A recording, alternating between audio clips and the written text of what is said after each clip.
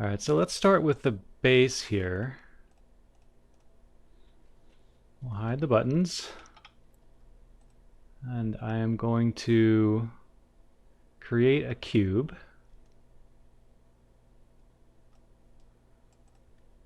And what I want is my low poly is basically going to conform to the silhouette of the high poly. And I will give you a little more information about what that means here in just a second.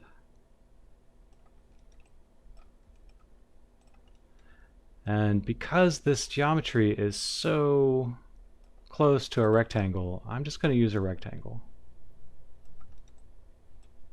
And then modify the rectangle, which is sort of how I will approach a few of these other things. So I'm going to go to the side view here. I just want to understand where this part is. So let me go to object mode, and then we will go into mesh tools, insert edge loop. And now I'm going to grab these verts. Oops, let me try that again. Make sure I'm in the correct tool. There we are. And probably these as well. So it'll be this scale gizmo is going to be right in the middle. And I can just kind of try to get it so that it lines up there. And then, so this is the side. Let's go to the front view. And we'll do the same thing here. Just barely nudge it in.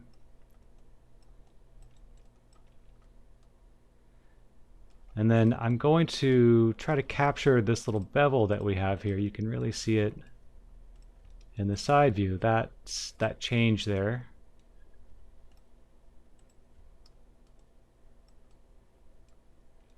So I'll just grab the corners. And we'll go to Edit Mesh Bevel.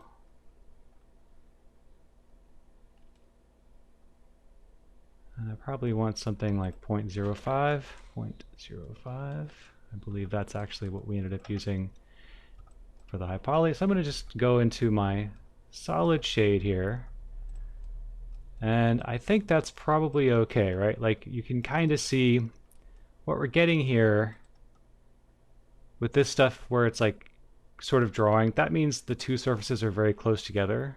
It's not exactly Z fighting, which is another term for it, but it's getting pretty close. Where it's not sure which surface to draw, so it just kind of randomly picks. So that's a good sign. That means our low poly is very closely conforming to the high poly. But there's a problem with the low poly, which is that we have what are called n-gons. So like this face here has 1, 2, 3, 4, 5, 6, 7, 8 edges, and each edge in a game engine can only have each face in a game engine can only have four edges. So we'll just go ahead and do some connecting here to make this all legal. Tapping the G key to repeat the command. So now everybody here is either a quad or a tri. It's all quads, but tris would be fine too, for the most part. All right. So that's using a primitive, and I'm going to go ahead and just set everything to be soft. I may actually need to make this when we get to the UVs and the baking. Like I'll probably make this top surface here its own thing, because we're going to need to bake all that stuff from a certain perspective, looking straight down at it. But I'm going to go ahead and we'll grab controller base high, copy the name, and set this to controller base low. So now we have high and low, so these will only bake to each other. Okay, so let's go ahead and show some of these buttons. So for the button here, I will use Quad Draw. Quad Draw is a pretty useful tool. It's a little bit, there's like this feature with the Quad Draw feature. They don't call it Quad Draw in other tools, but it's basically this thing exists across the board. Like this, you'll definitely find this in ZBrush and in Blender and all kinds of other places. So in Maya, the way that we use Quad Draw, we need to click on this surface and have basically be able to draw edges. and then connect, or draw verts and then connect those edges into faces.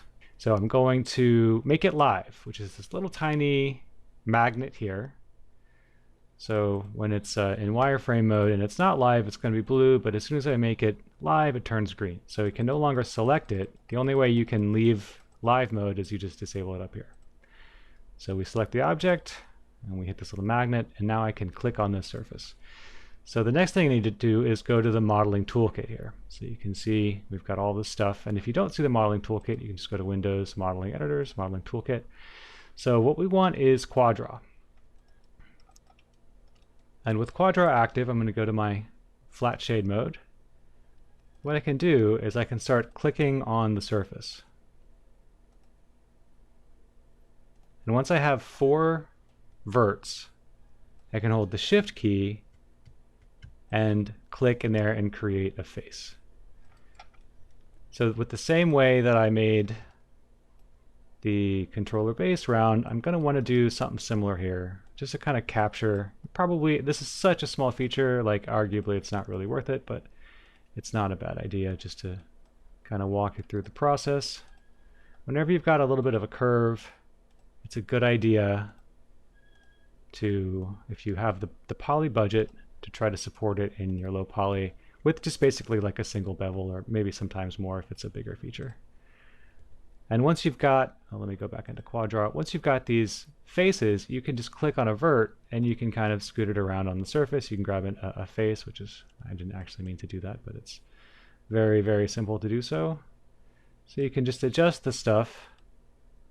And what we're looking for, as much as possible, is nice, clean, orderly geometry. So we want to try to stay in quads as much as possible. Right now, Quaddraw is being very, very well behaved, but oftentimes it's kind of a pain. And there's a lot of different hotkeys. And Maya knows there's a lot of hotkeys, and Maya knows that it's a pain to try to learn that stuff. So you can just scroll down here, and we've got all of our keyboard and mouse shortcuts. So left mouse button, middle mouse button is adding drops. If you want to remove them, you can hold Control Shift left mouse button, and you can get rid of them.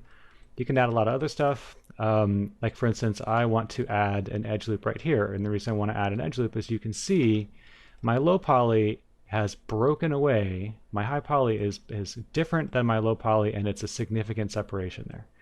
So if I hold the Control key down, I can just add these extra verts, and then I can just, that extra edge loop, and then I can just adjust so that we're capturing a little bit more of that roundness there.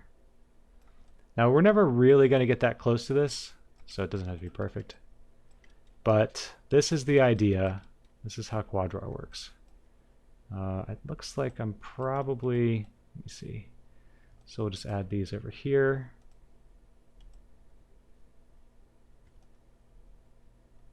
This is kind of what I'm talking about there. It can be just a little bit difficult in terms of like you give it verts and it thinks you're talking about other verts when you then ask for a face to be made.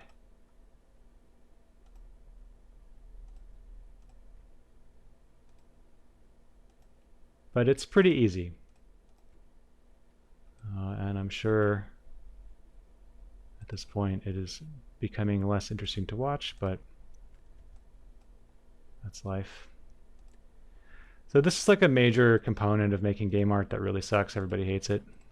And there's a few different ways that you can kind of shortcut this process in certain contexts.